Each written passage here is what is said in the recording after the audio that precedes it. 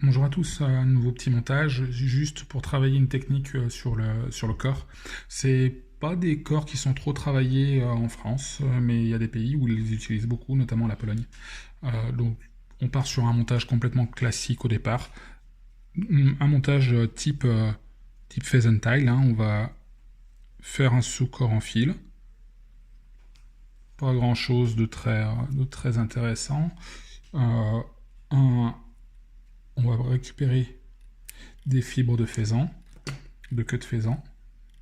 D'où le terme de pheasant tile. On est loin du montage d'origine de, de, de cette nymphe qui porte ce nom, mais tous les dérivés aujourd'hui euh, où on utilise de la queue de faisan, donc ça représente quand même beaucoup de types de montage différents. On va parler de pheasant tile. Là, en l'occurrence, on va s'en servir quasiment que de sous-corps.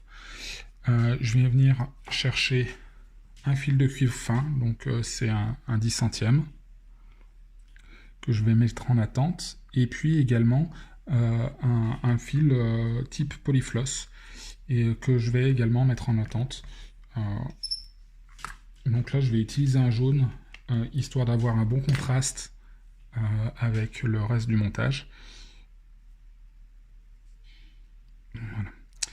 Là, je coupe pas l'excédent, dans le but de faire un sous-corps assez rapide.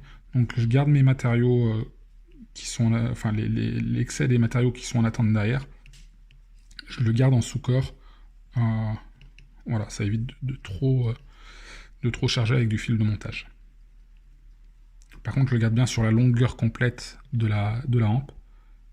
Ça va éviter de faire une marque qui pourrait, si j'arrêtais mon matériau ici, ça ferait une marche d'escalier, ça serait vraiment pas très beau.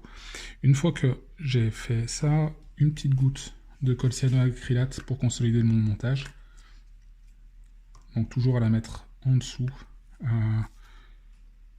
Ça se voit pas et ça abîme pas trop les fibres de faisan et ça augmente la durée de vie de la mouche. Là, j'enroule à spire jointive mon faisan sur à peu près les 3/4 de la mouche, histoire de ne garder que la partie qui va me servir à faire mon abdomen. Donc je rentre un petit peu sous le futur abdomen pour pouvoir déborder, que ça me fasse un montage un petit peu sympa. Maintenant, je vais couper mon montage, mon fil de montage pour l'instant. Là, et je vais me servir de ma polyfloss par en dessous. Donc en fait, ça va me permettre d'avoir la couleur de la polyfloss en dessous et la couleur de mon faisan au-dessus et mon fil de cuivre qui va me servir quasiment de cerclage.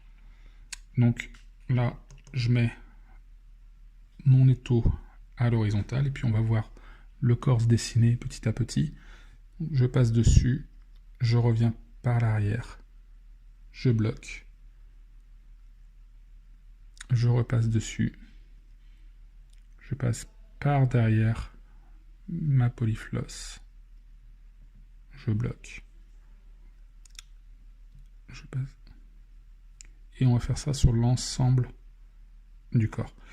On pourrait très bien le faire avec, par exemple, 2 polyflosses différentes pour faire un tissé. Là, j'ai envie d'utiliser mon faisan, de laisser mon faisan apparent, donc effectivement, je le fais avec une polyfloss et avec mon cuivre.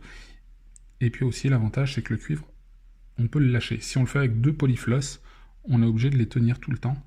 Et c'est un petit peu périlleux comme montage, euh, surtout quand on a une caméra devant. Mais là, ça va faire un montage très sympa. Et puis avec l'avantage de garder mon faisan apparent, quoi.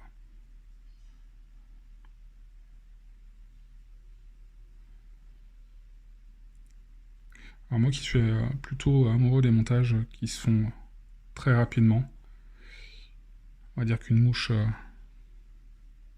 les mouches que je préfère, elles sont montées en moins de 5 minutes, ça me permet de pas trop me prendre la tête derrière les taux.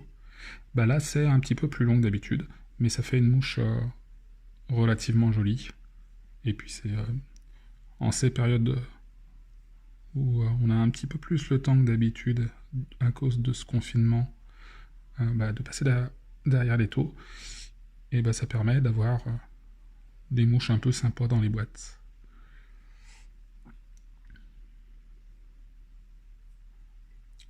Pareil, hein, j'aurais pu mettre mon fil de montage en attente, mais on se serait un petit peu embêté. Donc là, je préfère le couper.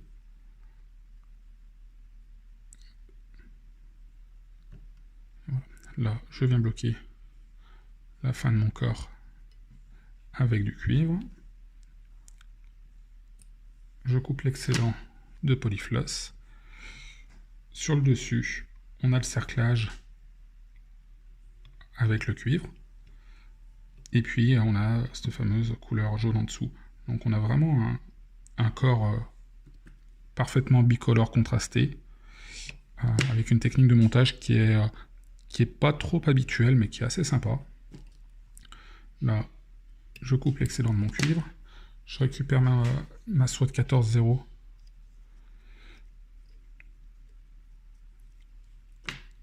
Pour finir mon montage, je reviens à peine sur le corps tissé, histoire d'avoir une continuité.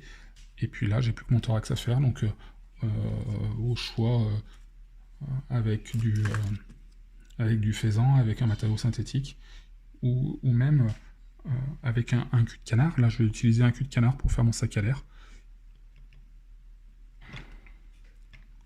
Donc là, c'est en aucune façon, c'est les qualités premières du cul de canard qu'on cherche, mais juste histoire d'avoir une finition un petit peu sympa.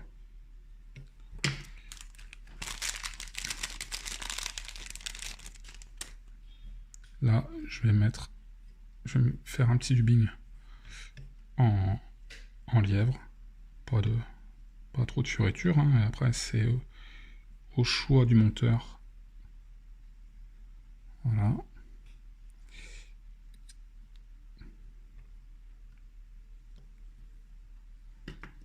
Et je viens bloquer derrière la bille. Petite combine pour éviter de laisser du fil apparent. Juste derrière la bille, entre le sac à l'air et la bille. Un petit, quand on n'en a pas besoin, par exemple, on aurait besoin de laisser du fil apparent si on faisait un tag, et par exemple, dans une couleur fluo. Là, je vais juste finir proprement ma mouche. Donc, un petit point de colle, un tout petit dubbing d'Ace Double, quelques fibres uniquement, juste histoire de faire 2 tours avec le whip finish, et que ça finisse mon montage derrière la bille. Voilà. La mouche est finie. Et voilà tout. Bon montage à tous, et puis à demain pour la prochaine. Au revoir.